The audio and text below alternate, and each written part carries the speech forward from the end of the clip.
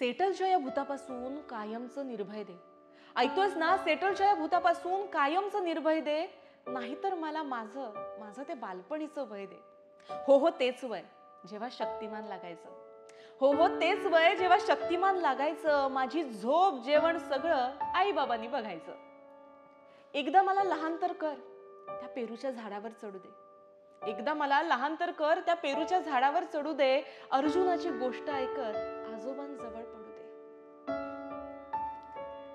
लहान तर कर मी वाढलेलं सगळं सगळं खाईन. अरे लहान तर कर मी वाढलेलं सगळं सगळं खाईन.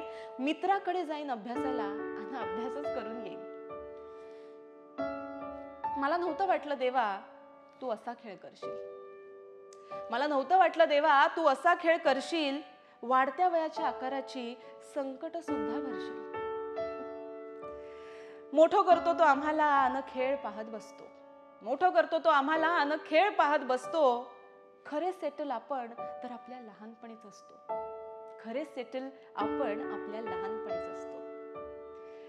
मंडळी, तुम्हा आम्हाला सगळ्यांना भावणारी ही कविता आहे. संकर्षण कऱ्हाडे यांची ही कविता आहे.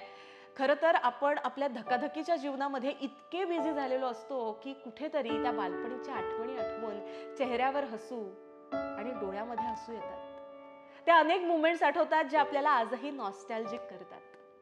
तुम्हाला ही कविता कशी वाटली आणि या कवितेवरती तुमचं काय मत आहे नक्की आम्हाला कमेंट करून सांगा. आणि लोकमत सखीला फॉलो सबस्क्राईब करायला विसरू नका.